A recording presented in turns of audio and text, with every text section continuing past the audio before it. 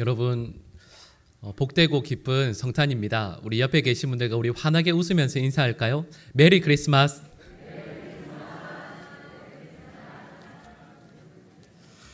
또 어떤 분들은 영어로 인사만 하면 되겠냐? 우리 복된 성탄입니다. 한 번 더 인사할까요?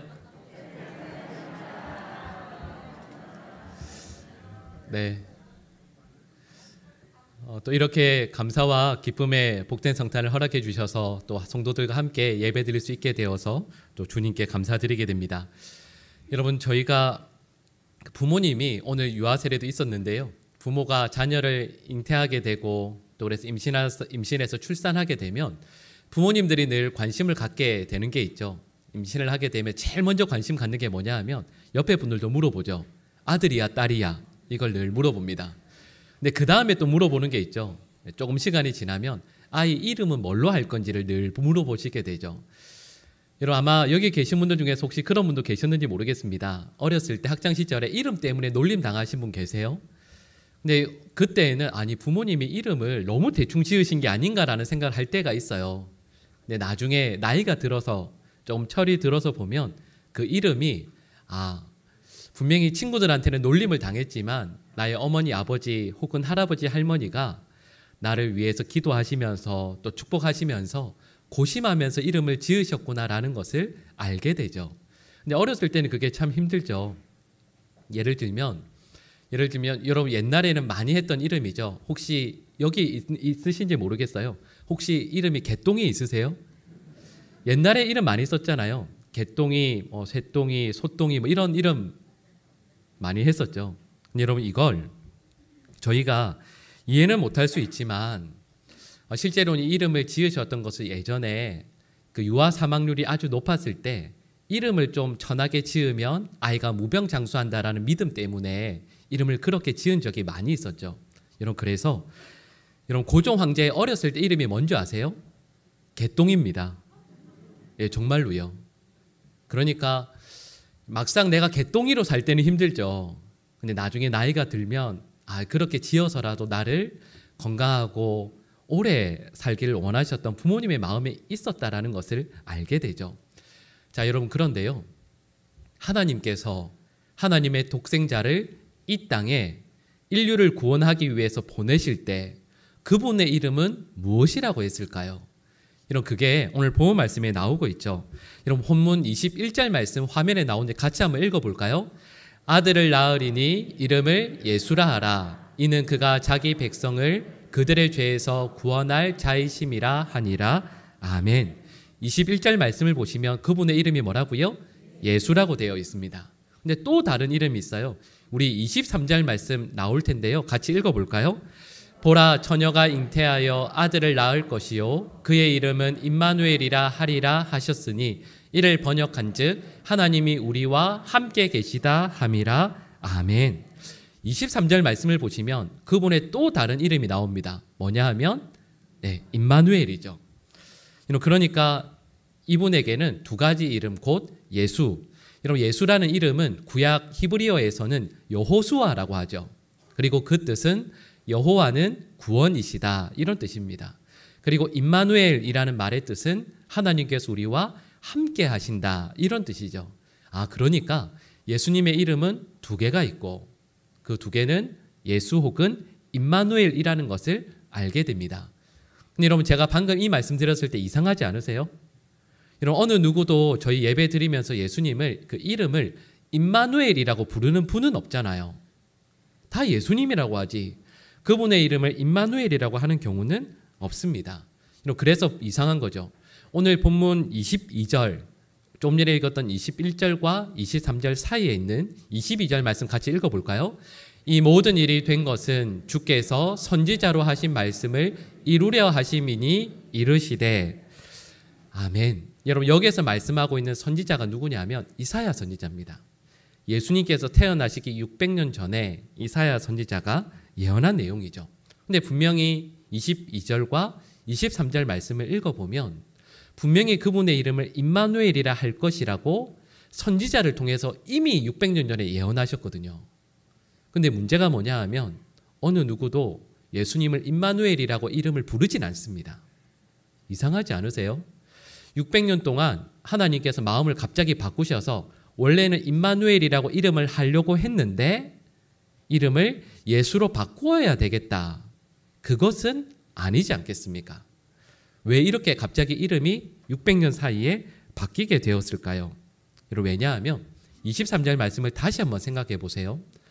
하나님께서 이사야 선지자를 통해서 말씀하신 내용이 그의 이름은 임마누엘이라고 지어라 라고 되어 있지 않습니다.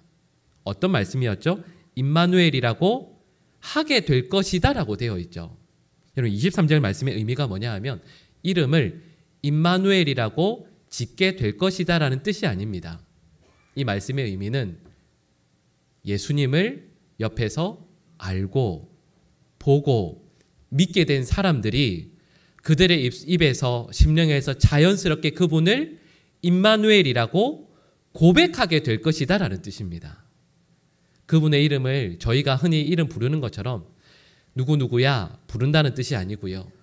그분을 알게 될수록 만나게 될수록 깊이 교제하게 될수록 이분은 하나님께서 우리와 함께 하시는 분이라는 것을 알게 하시는 분이구나 라는 것을 고백하게 된다는 거죠.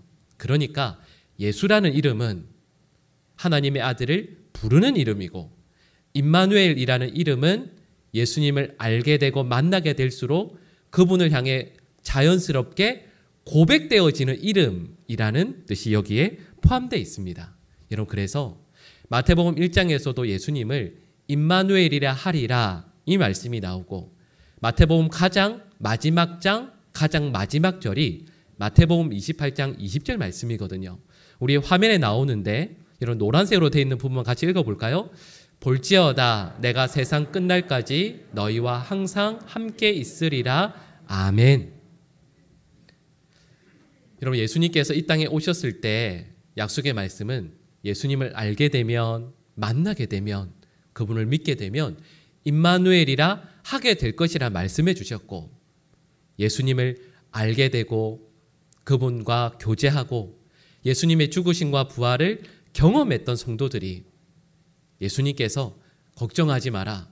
내가 세상 끝날까지 너희와 항상 함께 하겠노라. 임마누엘의 약속을 허락해 주시는 거죠. 여러분 그러니까 마태복음 1장부터 마지막 전체에서 저희에게 말씀해 주시는 것은 임마누엘이라는 예수님의 이름은 단순한 이름이 아닙니다. 그분을 알게 되고 그분과 깊이 교제하면 할수록 그분을 믿게 되면 믿게 될수록 우리의 온 마음과 힘을 다해서 고백하게 되는 예수님의 이름이라는 거죠.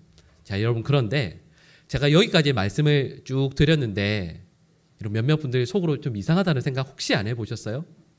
왜냐하면 제가 방금 말씀드린 내용이 뭐였냐면 하나님께서 우리와 함께 계신다라는 말씀이잖아요. 자, 이걸 살짝 바꿔볼까요? 하나님은 세상 어디에 계실까요? 하나님은 어디에 계시죠? 온 세상에 계십니다. 하나님께서 계시지 않으시는 곳은 없죠. 그래서 예레미야 23장 24절 말씀의 한 부분을 읽어드리면 이렇습니다.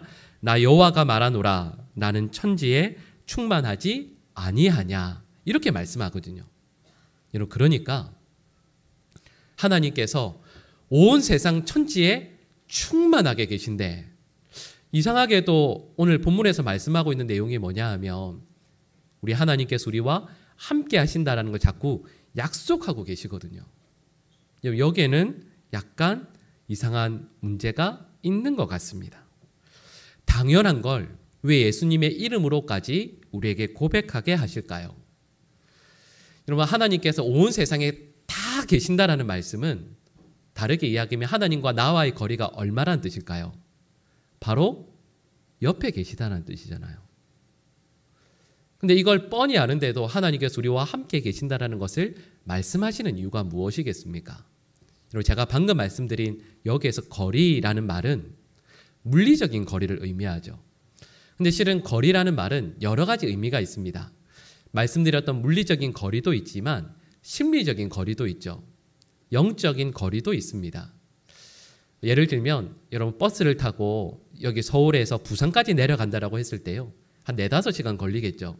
근데 그 버스를 탔는데 내 옆에 말 한번 붙이기 너무 험상궂게 생기신 이렇게 문신 있고 이렇게 가슴에 털 있는 아저씨가 옆에 타 계시면 말씀 건네기가 너무 무섭잖아요. 여러분, 저 같은 목사는 옆에 누가 타고 계시면 말 건네는 게 어렵지 않거든요. 이런저런 이야기하면서 5시간 갈 수 있거든요. 그런 저도 어려운 분이 있습니다. 말하기가 어렵겠죠. 그러면 분명히 버스 바로 옆자리에서 물리적인 거리는 없다라고 할 수 있겠지만 심리적인 거리는 얼마나 멀겠습니까? 또 반대로 저 멀리 미국이나 독일이나 외국에 있는 우리의 사랑하는 아들, 사랑하는 딸이 있을 때 매일매일 영상통화를 하루에도 몇 번씩 하면 물리적인 거리는 아주 멀지만 심리적인 거리는 아주 가깝다라고 말을 할 수 있겠죠. 이런 마찬가지로 영적인 거리라는 것이 있습니다. 하나님께서 온 세상 만물 가운데 충만하게 계시지만 그래서 바로 우리 곁에도 계시고 우리 믿는 성도들의 심령과 삶 가운데 함께 계시지만 그 하나님을 믿지 못하고 그 하나님을 고백하지 못하면 여러분 그 관계는 참으로 멀고 멀다라고 말할 수 있겠죠. 그래서 임마누엘, 여러분 이 약속은 하나님께서 우리와 함께 계신다라는 이 약속의 말씀은 한편으로는요 표현을 할 때 이렇게 할 수 있을 것 같습니다. 이 약속의 말씀은 완결된 약속은 아닙니다. 분명히 하나님께서 우리와 함께 계시죠. 그러나 이 말씀의 의미는 우리도 하나님과 함께 해야 된다라는 뜻입니다.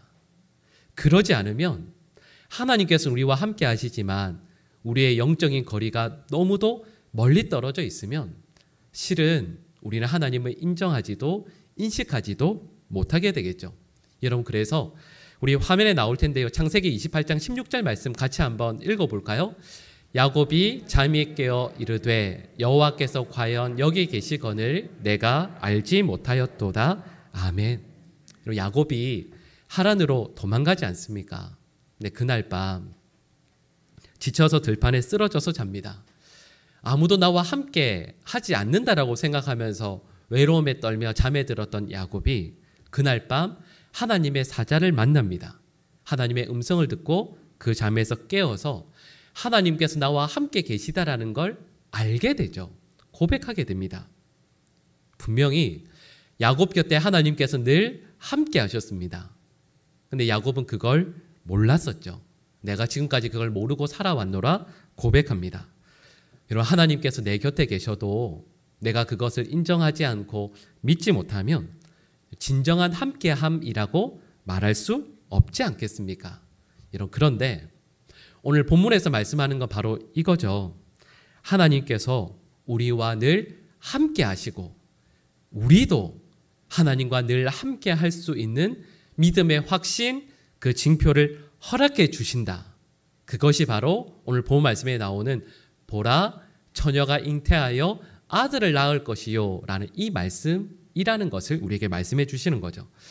이 말씀에는 실은 역사적인 배경이 있습니다.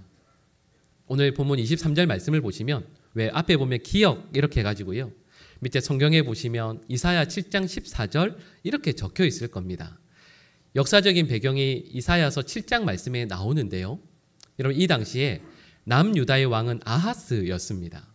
그런데 아하스가 남유다를 다스리고 있는데 남유다보다 훨씬 더 힘이 강했던 나라가 바로 한 동족이었고 북쪽에 있는 북이스라엘이었습니다. 한 나라가 둘로 쪼개진 것이었죠. 근데 북이스라엘이 남유다를 향해서 쳐들어오는데 북이스라엘만 쳐들어온 것이 아니라 이 남유다의 동쪽에 있던 그 당시에 초강대국이었던 아람과 연합해서 쳐들어옵니다.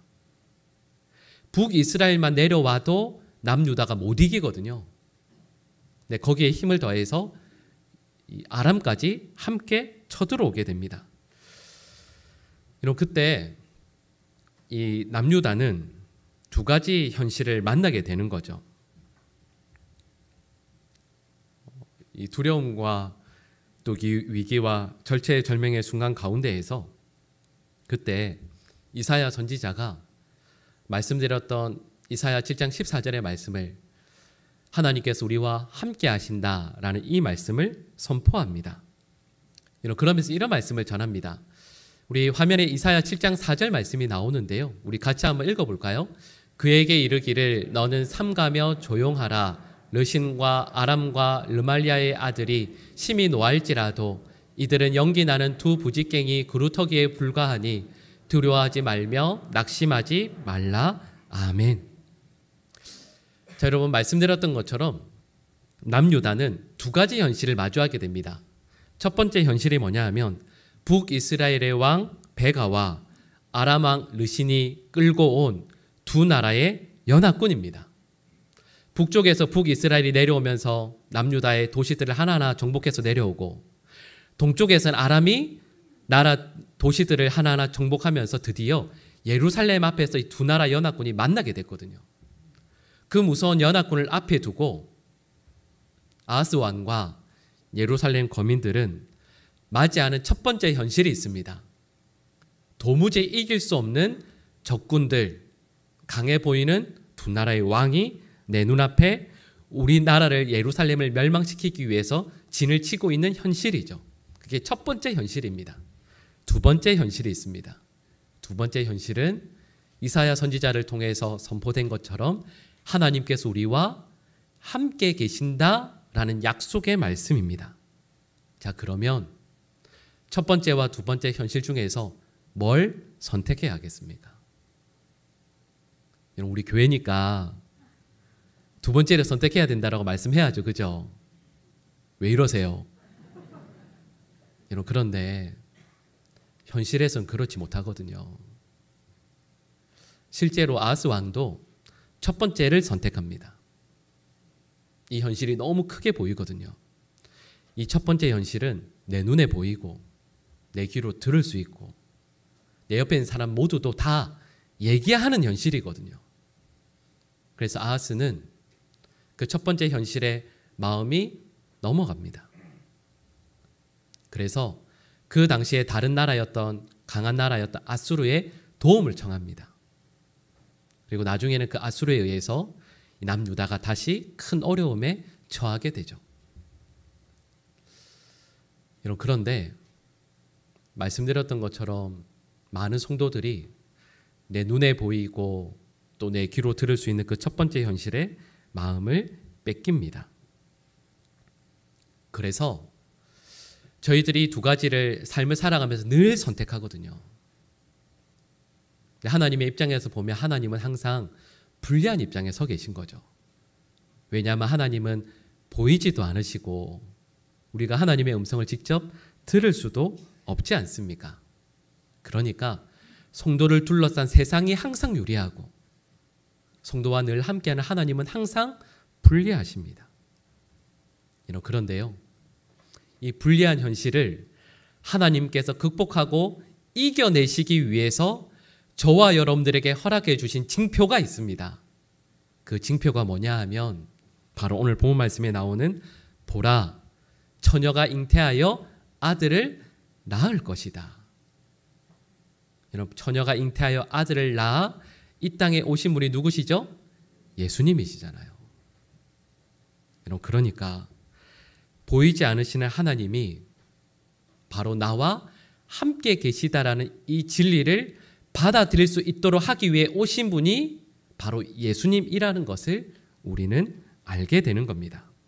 여러분, 그리고 저와 여러분들이 예수 그리스도를 믿고 그분과 함께하는 삶을 살아간다는 의미는 지금 저와 여러분이 만나는 현실의 문제, 괴로움, 아픔이 내 삶의 첫 번째 현실이 아니라 하나님께서 나와 함께 하신다라는 그 약속의 말씀이 첫 번째 현실이 되게 하도록 선택하는 데 의미가 있는 것이죠.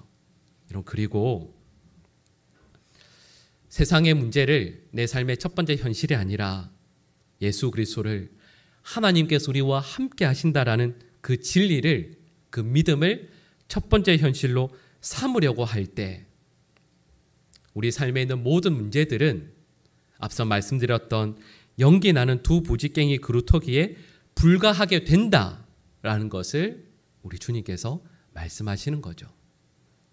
여러분, 그리고 이 성탄을 맞이하며 예수님께서 처녀의 몸에서 나셔서 저와 여러분들을 위해 오셨다는 이 진리를 믿는 저희 모두가 세상의 문제, 우리가 만나는 세상의 현실이 첫 번째가 아니라 하나님께서 우리와 함께 하신다는 놀라운 진리로 고백되어질 수 있기를 간절히 축복합니다. 몇 년 전에 운전해서 가다가 한 기독교 방송에서 한 목사님의 짧은 이야기를 간증을 들은 적이 있습니다. 이 목사님, 젊은 목사님의 아버지께서도 평생 목회하시다가 은퇴를 얼마 앞두지 않으신 목사님이셨는데 그 아버지 목사님께서 큰 암에 걸리시게 되었답니다. 그래서 몇 년 전에 수술을 하시게 되었는데 그 수술이 12시간 정도가 걸렸대요. 12시간 정도 수술을 하시고 중환자실에 들어가셔서 누워 계신데 이 젊은 아들 목사님과 사모님이 아버지를 면회하러 오신 거죠. 중환자실에 들어와서 그 잠깐 면회 시간 될 때 이 목사님과 사모님이 와서 아버지를 보는데 아들 목사님의 마음이 너무 괴로운 겁니다. 이렇게 처음 뵙는 모습이죠. 정말 앙상하게 뼈만 남아서 언제 돌아가실지 모르는 상황 모습으로 이렇게 뵈니까 마음이 너무 괴로운 거죠. 그때 이 목사님의 솔직한 마음을 이렇게 표현하셨습니다. 하나님께 너무 서운했다고. 아니, 우리 아버지가 세상에서 마음대로 살던 분이 아니라 하나님 섬기기 위해서 그 작고 어려운 교회 평생토록 섬기셨는데 하나님 어떻게 이러실 수가 있냐고. 이 아드님도 목사님이지만 마음이 너무 힘드신 거죠. 근데 그때 이제 그 아버지께서 누워 계시다가 이렇게 입으로 웅얼웅얼 하시는 겁니다. 아들 목사님께서 보시다가 혹시 이게 마지막 말씀이 되실 수도 있을 것 같다라는 생각이 들어서 입에 수분이 마르지 않도록 거즈로 덮어 놓은 게 있었거든요. 그걸 살짝 치우고 그 목사님의 아버님의 입에 귀를 갖다 대고 들어보니까 아버지께서 다른 말씀을 하시는 것이 아니라 성경 말씀을 한 절 암송해서 말씀해 주셨습니다. 에베소서 6장 24절 말씀인데요. 우리 같이 한번 읽어볼까요? 우리 주 예수 그리스도를 변함없이 사랑하는 모든 자에게 은혜가 있을지어다. 아멘. 여러분, 에베소서 가장 마지막 장 마지막 절에 있는 말씀인데요. 여러분, 이렇게 말씀하죠. 우리 주 예수 그리스도를 어떻게 해요? 변함없이. 여러분, 누워 계신 이 목사님에게는 암이라는 무겁고 힘든 현실이 있습니다. 정말 헌신적인 목회 끝에 남은 건 언제 사라져 버릴지 모르는 연약한 몸과 괴로움이죠. 네, 그 목사님에게, 그 아버지에게 가장 첫 번째 현실은 그게 아닙니다. 변함없이 나에게 은혜 베풀어 주시는 하나님이시죠. 그러니까 사도 바울의 이 고백을 진심으로 할 수 있는 거죠. 여러분, 그리고 저는 우리 모든 성도들에게도 하나님께서 우리와 함께 계심이 어떤 문제, 어떤 어려움을 만난다 할지라도 우리에게 변함없이 은혜 베풀어 주시는 그 주님을 진심으로 고백하는 믿음의 백성들 되시기를 간절히 축복합니다.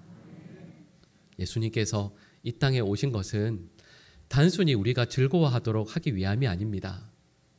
처녀의 몸에서 예수님께서 태어나신 것, 바로 그것이 하나님께서 우리와 함께 하신다는 이 놀라운 진리를 우리 삶의 그 어떤 고백, 어떤 현실보다 가장 첫 번째 우리가 받아들이는 삶의 진리로 만들어내기 위해 오셨습니다.